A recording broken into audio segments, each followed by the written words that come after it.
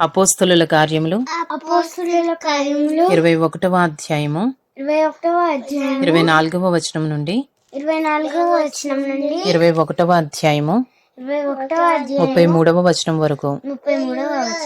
నీవు వారిని వెంట పెట్టుకుని పోయి వారితో కూడా శుద్ధి చేసుకుని వారి తల క్షౌరము చేయించుకున్నట్టుకు వారి కయ్యడి తగులుబడి పెట్టుకునము. అప్పుడు నిన్ను గూర్చి తాము వినిన వర్తమానము నిజము కాదనియో నీవును ధర్మశాస్త్రమును గైకొని యథావిధిగా నడుచుకునిచున్నావనియో తెలుసుకుందరు. అయితే విశ్వసించిన అన్యజనులను గూర్చి వారి విగ్రహములకు అర్పించిన వాటి రక్తమును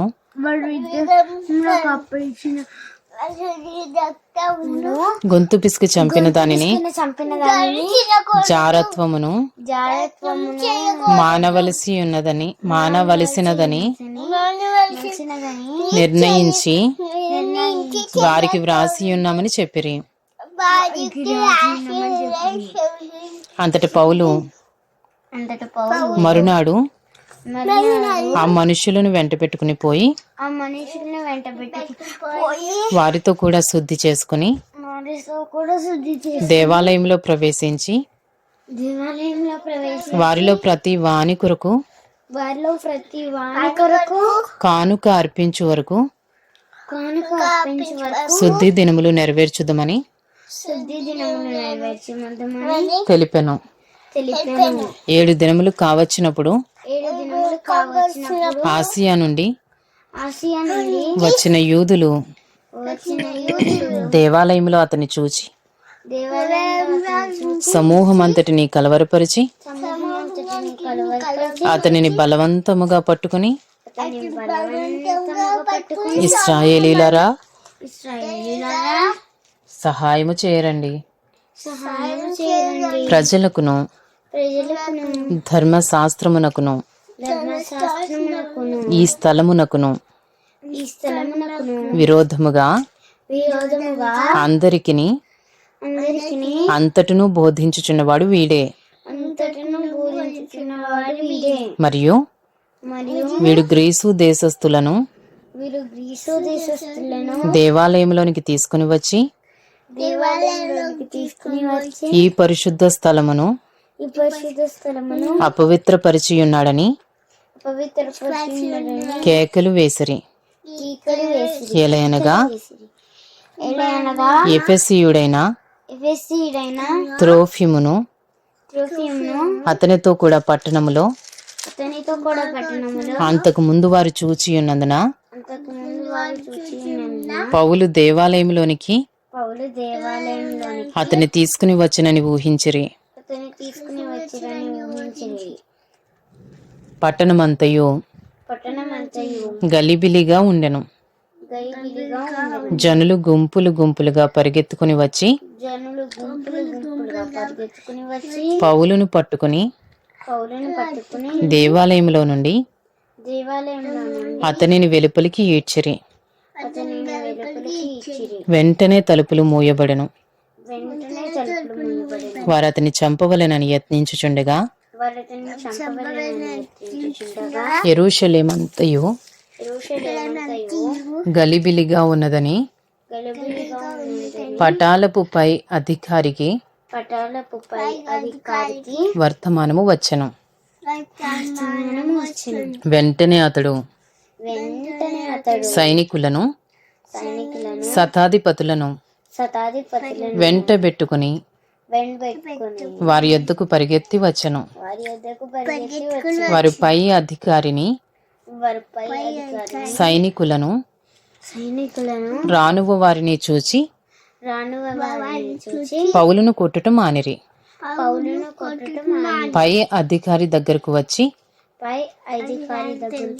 అతని పట్టుకుని 2 సంకెళ్లతో బంధించుమని ఆజ్ఞాపించి ఇతడెవడు ఏమి చేసినని అడుగగా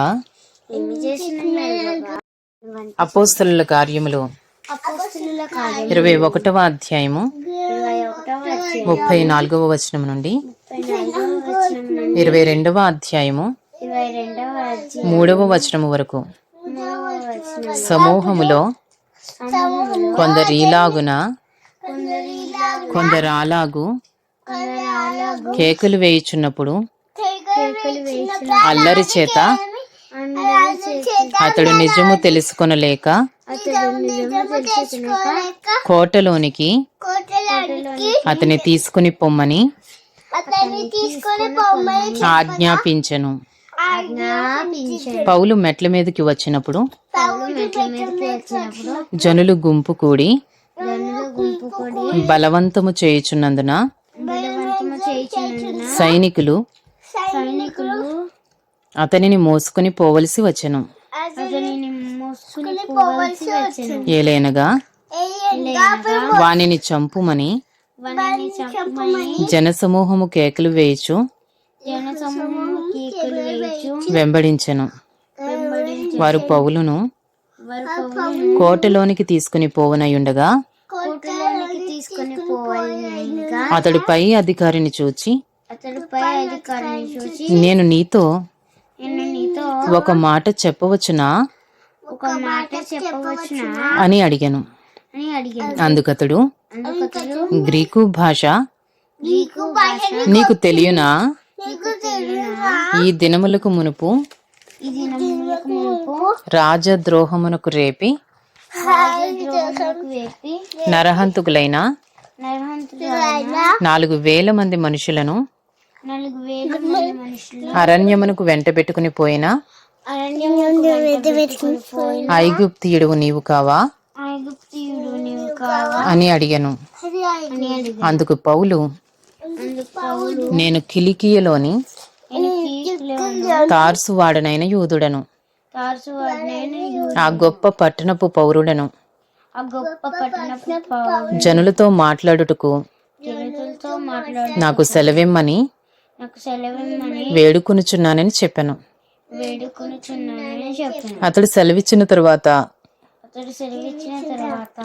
పౌలు మెట్ల మీద నిలువబడి జనులకు చేసేగా చేశాను. వారు నిశ్శబ్దముగా ఉన్నప్పుడు అతడు హెబ్రీ భాషలో ఇట్లనెను. అపోస్తలుల కార్యములు 22వ అధ్యాయము. సహోదరులారా, తండ్రులారా, నేనిప్పుడు మీ ఎదుట చెప్పు సమాధానము ఆలకించుడి. అతడు హెబ్రీ భాషలో మాట్లాడుట వారు విని ఎక్కువ నిశ్శబ్దముగా ఉండిరి. అప్పుడు అతడు ఇలాగు చెప్పసాగెను. నేను కిలికేలోని తార్సులో పుట్టిన యూదుడను. అయితే ఈ పట్టణములో గమలీయేలు పాదముల యొద్ద పెరిగి మన పితరుల ధర్మశాస్త్ర సంబంధమగు నిష్ఠయందు శిక్షితుడనై